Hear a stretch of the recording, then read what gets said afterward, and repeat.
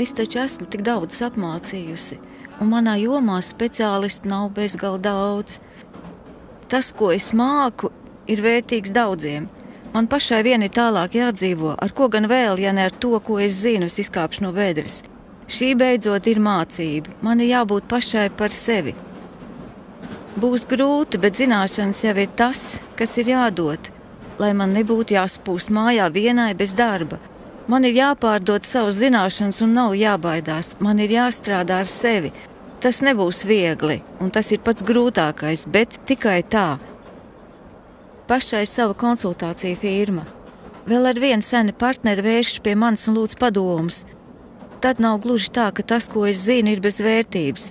Tagad es būšu pati par sevi, es būšu priekšniece pati sev, un, ja vajadzēs, tad kādu dienu arī citiem. Tas būs izaicinājums, liels izaicinājums. Nu, tam ir pienācis laiks. Man ir jādod sev drosme sākt pašai, un tad dot citiem to, ko zinu. Ģimene ir jāpaliek kopā. Tas ir galvenais. Bez tās visam pārējiem nav jēgas.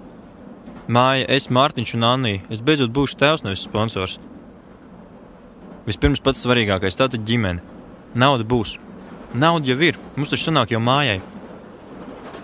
Ir jāsāk ar pamatu. Un pēc tam nāks arī viss pārējais. Taču galu galā Anglijā es biju neslikts konditors, kāpēc lai šeit es nevarētu būt tāds pats? Pieredze taču ir un maize ir vajadzīga visur, arī šeit. Galvenais ir dot ģimenei, un es nemeklēšu vieglāko ceļu. Vieglākais ceļš man ir aizbraukt un būt vienkārši sponsoram. Beidzot es būšu arī tēvs, audzināšu bērnus, kas ir grūtāk nekā vienkārši papildināt kontu, un atradīšu darbu šeit, nevis skriešu uz turieni, kur to izdarīt ir vieglāk. Man tas ir jādod, man ir jāiet grūtākie ceļi un jāizbrien tie, lai būtu ģimene, īsta un stipra ģimene. Mareks, pareizi, es taču pirms nedēļas satiku Mareku. Pirmo reizi kopš pēdējā klases salidojuma. Viņš taču ir finansists bankā. Var taču pārkreditēties. Es taču maksājumus arī esmu veicis vienmēr laikā, kad vien to spēju. Un ja ne Mareka banka, tad kāda mani pieņems, jo mans uzņēmums nav pirmo dienu šeit. Un pat ja ne bankas, mani privātie kontakti, tur jābūt risinājumam. Un tad jau pavasars nav tālu. Noteikti tad nāks jauni pasūtījumi. Turklāt grāmatvedēji esmu pārlieku pašsaprotami uzticējies. Nelikos par viņu nezinis, it kā viņa būtu pielaulāta manam biznesam. Patiešām, pēdējā laikā esmu pret daudz ko bijis paviršs. Ne tā kā tad, kad uzsāku biznesu. It kā man šķist, ka viss vienkārši notiks pašplūsmā. Tā nevar. Tā nedrīkst. Man ir jāķeparojas. Nevelti esmu savā biznesā tik tālu ticis.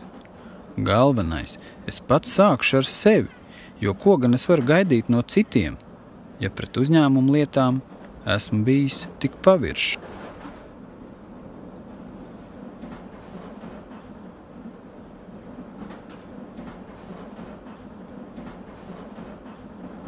Kas gan vieno visus šos cilvēkus? Tāpat kā šīs problēmas un arī krīze, tāpat mūs vieno tas, ka katrā no mums savā veidā ir sākums problēmām un krīzei. Mēs esam laikmetā, kad mainās cilvēku vērtības un daudzo problēmu, bezdarba, valsts parādu un valsts redzējuma trūkuma rezultātā rodas aizvien pieaugošā neapmierinātība sabiedrībā.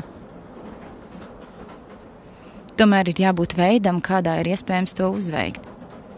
Tas ir izaicinājums atrast risinājumu un iespēju izējai no tās. Katram laikam ir savas grūtības, un šis nebūtu nav grūtāks par citiem. Ir jāsāk strādāt katram ar sevi, lai pārmaiņas sāktos. Katram no mums ir jāatrod tas, ko spējam un varam, lai kaut kas notiktu.